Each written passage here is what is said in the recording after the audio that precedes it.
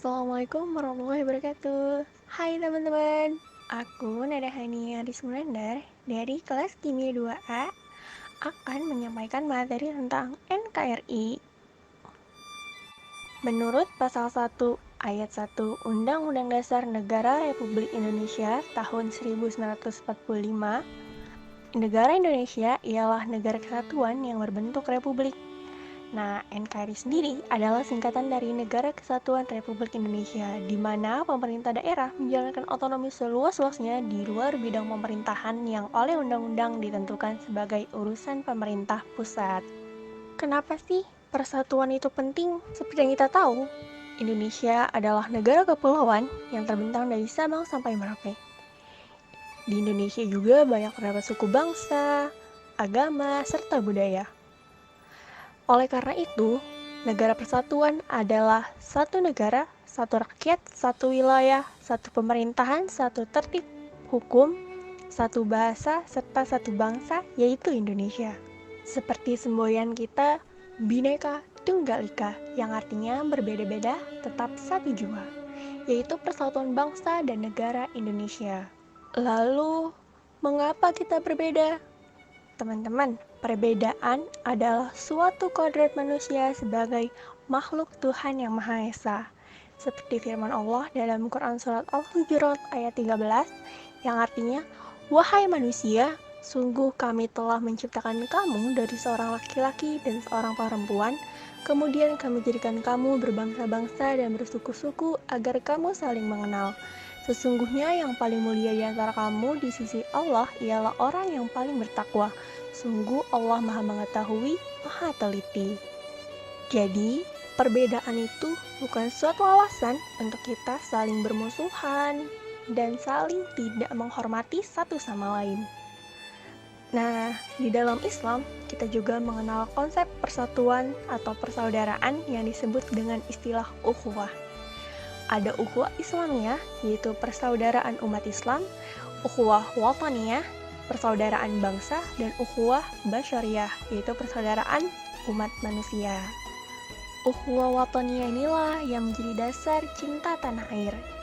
Pada dasarnya, kata cinta tanah air dalam Al-Quran tidak disebutkan secara langsung, namun nilai-nilai kandungan cinta tanah air banyak ditemukan dalam Al-Quran.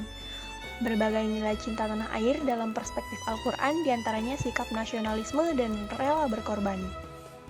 Nah, teman-teman tahu gak ada 3 faktor yang dapat memperkuat persatuan dan kesatuan dalam Negara Kesatuan Republik Indonesia, yaitu Sumpah Pemuda, Pancasila, dan semboyan Bhinneka Tunggal Ika.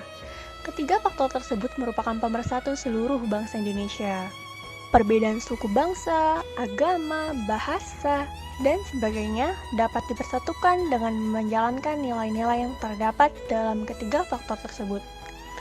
Nah, untuk faktor Pancasila, teman-teman bisa cek video dari presenter sebelumnya ya. Di situ dibahas tentang nilai-nilai luhur Pancasila. Teman-teman, segala sesuatu itu pasti punya dua sisi. Maka dari itu, ada juga yang bisa menghambat persatuan dan kesatuan bangsa Indonesia. Yang pertama, keberagaman yang tidak diiringi sikap toleransi. Yang kedua, kondisi geografis Indonesia yang merupakan negara kepulauan. Yang ketiga, munculnya gejala etnosentrisme di mana sikap menonjolkan kelebihan-kelebihan budayanya dan menganggap rendah budaya suku bangsa lain. Yang keempat, melemahnya nilai budaya bangsa.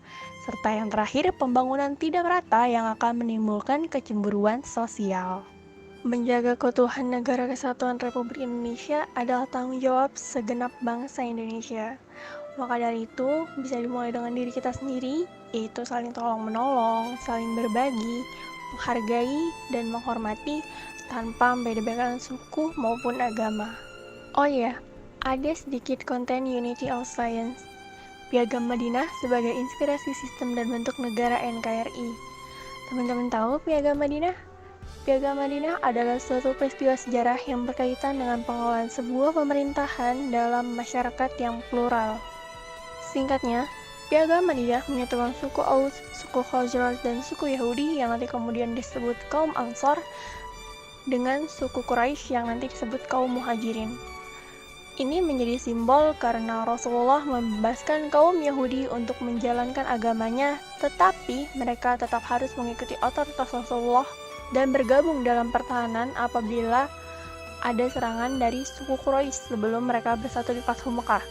Setelah itu, kaum Muhajirin dan Ansor menjadi saudara. Makna persaudaraan ini sebagaimana dikatakan Muhammad Al-Ghazali agar fanatisme jahiliyah menjadi cair dan tidak ada sesuatu yang dibela kecuali Islam. Di samping itu, agar perbedaan-perbedaan keturunan, warna kulit, dan daerah tidak mendominasi, agar seseorang tidak merasa lebih unggul dan lebih rendah kecuali karena ketakwaannya. Terima kasih sudah menonton video ini, semoga bermanfaat. Akhirul kalam, wassalamualaikum warahmatullahi wabarakatuh.